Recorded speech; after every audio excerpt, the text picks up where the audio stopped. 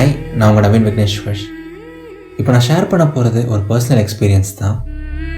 Sometimes எனக்கு லைஃப்பில் ஏதாவது ஒரு பெரிய கஷ்டம் இருக்கும்போதோ, இல்லை ஏதாவது ஒரு சின்ன வலி இருக்கும்போதோ, என் மனசை போட்டு ஏதாவது ஒரு விஷயம் ரொம்ப வருடும் போதோ, நான் பெருசாலாம் எதுவும் பண்ண மாட்டேங்க. மார்னிங் முடிஞ்சால் கொஞ்சம் சீக்கிரமாக எழுந்திரிச்சு ஒரு 6:30 6:45 போல் என் சைக்கிள் எடுப்பேன். என் சைக்கிள் எடுத்துகிட்டு நான் பாட்டுக்கு எனக்கு பக்கத்தில் இருக்க வில்லேஜ்லேயோ இல்லை டவுன்லேயோ சைக்கிளிங் போக ஆரம்பிச்சிருவேன். மார்னிங் எந்திரிக்கும் போதே ஒரு மாதிரி கஷ்டமாக தான் இருக்கும். ஏதாவது ஒரு விஷயம் வந்து மைண்டில் ஓடிக்கிட்டே இருக்கும். ஏதாவது ஒரு கஷ்டம் ரொம்ப பெருசாக தெரியும், ஏதாவது சின்ன சின்ன விஷயம் கூட ரொம்ப பெருசாக தெரியும். அந்த மாதிரி தான் இருக்கும் மார்னிங் எந்திரிக்கும் போது. அண்ட் சைக்கிள் ஓட்ட ஆரம்பித்த உடனே அது சரியாக போயிடுமான்னு கேட்டிங்கன்னா அப்பயும் கிடையாது. ஒரு 10 நிமிஷம் ஓட்டும்போது இல்லை ஃபர்ஸ்ட் ஒரு 20 மினிட்ஸ் ஓட்டும்போது வந்து ஒரு மாதிரி கடுப்பாக தான் இருக்கும், ஒரு மாதிரி ரொம்ப அன்பிளசண்ட்டாக தான் இருக்கும். என்னடா லைஃப் இது அப்படின்னு இருக்கும், என்னடா அது ஏண்டதெல்லாம் நடக்குது அப்படின்னு இருக்கும், எனக்கு மட்டும் ஏண்டதெல்லாம் நடக்குது அப்படிங்கிற மாதிரி இருக்கும். ஸோ நான் பாட்டுக்கு அப்படியே கேஷுவலாக ஓட்டிகிட்டே போயிட்டுருப்பேன் சைக்கிளை. எல்லாமே ரொம்ப நார்மலாக கேஷுவலாக தான் போயிட்டுருக்கும். எனக்கு இருக்க அந்த ஸ்ட்ரெஸ்ஸும் வந்து அப்படியே தான் இருந்துகிட்டே இருக்கும்.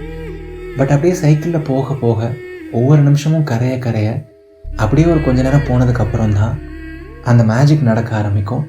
அப்படியே கொஞ்சம் கொஞ்சமாக என்னோடய வலி மறைய ஆரம்பிக்கும். போகிற வழியில் நிறைய வயல்வெளிகள் இருக்கும், நிறைய அழகான மரங்கள் இருக்கும், நிறைய உயர்ந்த தென்னை மரங்கள் இருக்கும், பனை மரங்கள் இருக்கும், ஒரு குட்டியான அழகான ஒரு வாய்க்கால் இருக்கும், ஒரு குட்டியான ஒரு ஏரி இருக்கும், நிறைய அழகான பறவைகள் இருக்கும், பறவைகளோட சத்தம் கேட்கும். அந்த வாய்க்காலெல்லாம் கடந்து போகும்போது அந்த நீரோட ஓசை கேட்கும்போது இனிமையாக இருக்கும். காலை நேரத்தில் கத்தக்கூடிய அந்த பூச்சிகளோட சத்தம் இருக்கும்.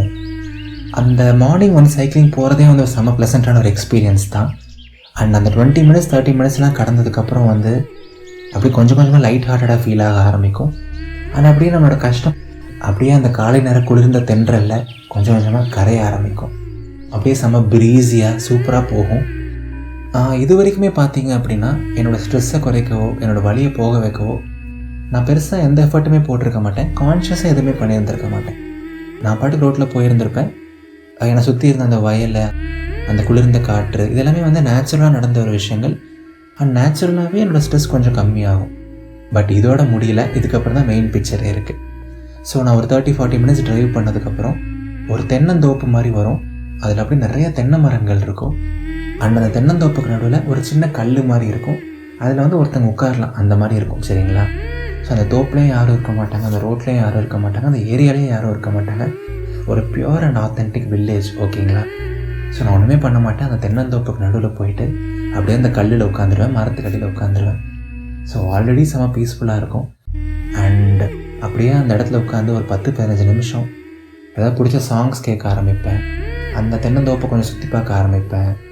சும்மா வானத்தை பார்க்கறது, சும்மா பக்கத்தில் இருக்க பறவைகளை பார்க்குறது அப்படின்னு சொல்லிட்டு அங்கே ஒரு 15-20 மினிட்ஸ் உட்காந்து ரிலாக்ஸ் பண்ணுவேன். ஸோ அவ்வளோதாங்க.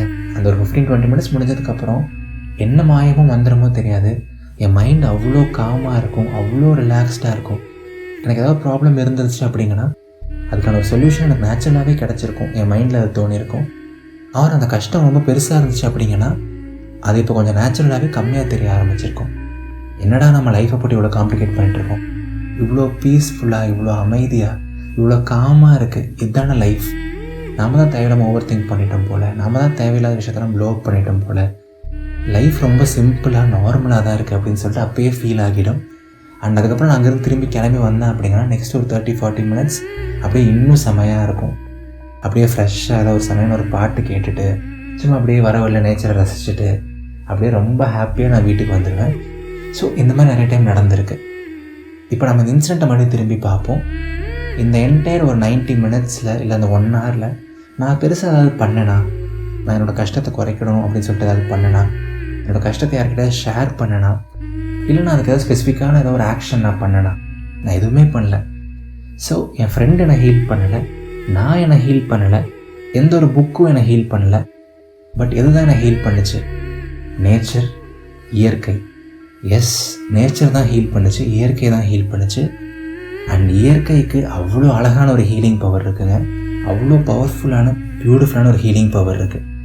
நெக்ஸ்ட் டைம் நீங்களே கூட ட்ரை பண்ணி பாருங்கள். நீங்கள் சைக்கிள் தான் ஓட்டணும், என்ன மாதிரி ஒரு வில்லேஜில் தான் போகணும், ஒரு தென்னந்தோப்பில் தான் உட்காரணும் அப்படின்லாம் கிடையாதுங்க. உங்களுக்கு ரொம்ப ஸ்ட்ரெஸ்ஃபுல்லாக இருந்ததுன்னா நீங்கள் பாட்டுக்கு ஒரு 15-20 மினிட்ஸ் நைட்டு வந்து உங்கள் வீட்டு மாடியில் போய்ட்டு ஸ்டார்ஸை மட்டுமே பார்க்கலாம், நிலாவை மட்டுமே பார்க்கலாம், அந்த நைட்டுக்கான கிளைமேட்டை என்ஜாய் பண்ணலாம். உங்கள் பைக் எடுத்துகிட்டு ஏதாவது ஒரு நேச்சர் இருக்க ஏதாவது ஒரு ஏரியாவில் பைக் ரைட் போகலாம், வாக்கிங் போகலாம், ஜாகிங் போகலாம், ஒரு சோலோ ட்ரிப் மாதிரி நீங்கள் கிளம்பி எங்கே வேணால் போகலாம். ஒரு 2 நாளைக்கோ 3 நாளைக்கோ ஏதாவது ஒரு ஹில் ஸ்டேஷன் போகலாம். நிறைய பச்சை பசேல்னு இருக்க ஏதாவது ஒரு இடத்துக்கு போகலாம். உங்களோட தாத்தாவோ பாட்டியோ இருக்க ஏதாவது கிராமத்துக்கு போகலாம். அங்கே போய் கிணத்துல விளையாடலாம், வயல்வெளியில் விளையாடலாம்.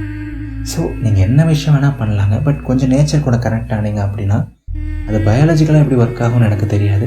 பட் சம்ஹவ் உங்களுக்கு ஹெல்ப் பண்ணுது. உங்களோட ஸ்ட்ரெஸ்ஸை அது ரிலீவ் பண்ணுது. உங்களோட ப்ராப்ளம்ஸை இன்னும் கொஞ்சம் லைட்டாக ஃபீல் ஆக வைக்குது. அண்ட் உங்களை ஒரு ஃப்ரெஷ்ஷான ஒரு புது உயிராக மாற்றுது. கண்டிப்பாக நேச்சர் ரொம்ப ரொம்ப பவர்ஃபுல் தான். ஒரு லவ் ஃபெயிலியர் ஆனாலோ, ஒரு பிரேக்கப் ஆனாலோ, இல்லை ஏதோ ஒரு கஷ்டம்னாலோ நம்ம என்னென்னமோ பண்ணுறோம், என்னென்னமோ ஸ்டெப்ஸ்லாம் ட்ரை பண்ணுறோம். நமக்கு சீக்கிரம் சரியாகணும், அது பண்ணணும், இது பண்ணணும்னு சொல்லிட்டு. பட் அப்பப்போ நம்ம நேச்சர் கூட டைம் ஸ்பெண்ட் பண்ணுவோம். கொஞ்சம் நேச்சர் கூட டைம் ஸ்பெண்ட் பண்ணோம் அப்படிங்கனாலே கொஞ்சம் கொஞ்சமாக நம்மளோட வழியிலேருந்து நம்ம வெளில வர முடியும். கொஞ்சம் கொஞ்சமாக நம்மளோட கஷ்டத்தில் நம்ம வெளில வர முடியும். அஃப்கோர்ஸ் ஒரே நாளில் எதுவும் மாறிடாது. பட் இந்த மாதிரி ஒரு ஹேபிட்டை நீங்கள் ரெகுலராக பழகிட்டீங்க அப்படின்னா ஒரு 2 மாதத்துலேயோ இல்லை ஒரு 3 மாதத்துலேயோ உங்களுக்கு ஒரு நல்ல ரிசல்ட்ஸ் கிடைக்கும். அண்ட் அந்த பழக்கத்தை நீங்களே நினச்சா கூட உங்களால் விட முடியாது. பிகாஸ் அந்த ஹேபிட் அவ்வளோ அடிக்டிவாக இருக்கும். இது ஒரு ஹெல்தி அடிக்ஷன் தான். சரிங்களா? ஸோ இனிமேல் நீங்கள் ஏதாவது ரொம்ப சோகமாக இருக்கும்போது, ரொம்ப ஸ்ட்ரெஸ்டாக இருக்கும்போது ஓவராக யோசிக்காமல் உங்களோட கஷ்டத்தை நேச்சர்கிட்ட விட்டுருங்க, அந்த யூனிவர்ஸ் கிட்ட விட்டுருங்க. எல்லாத்தையும் மேலே இருக்கவன் பார்த்துப்பான். சரிங்களா? ஸோ எவ்வளோ கஷ்டங்கள் இருந்தாலும் சரி, எவ்வளோ வலி இருந்தாலும் சரி, எவ்வளோ வேதனை இருந்தாலும் சரி, எப்போவுமே முழு மனசாக நம்புங்க. வாழ்க்கை ரொம்ப ரொம்ப அழகானது. இது நவீன் விக்னேஸ்வரின் இதயத்தின் குரல். நன்றிகள் 1000. இப்போ உங்களோட க்ளோஸ் ஃப்ரெண்ட்ஸ் யாராவது ரொம்ப ஃபீல் பண்ணிகிட்ருக்காங்க, ஏதாவது ஒரு வழி கோத்ரூ பண்ணிகிட்ருக்காங்க அப்படின்னா கண்டிப்பாக அவங்களுக்கு இந்த பாட்காஸ்ட் ஷேர் பண்ணுங்கள். அவங்கள இந்த பாட்காஸ்ட் கேட்க வைங்க. கண்டிப்பாக இந்த பாட்காஸ்ட் அவங்களுக்கும் ஹீல் பண்ண ஹெல்ப்ஃபுல்லாக இருக்கும். சரிங்களா?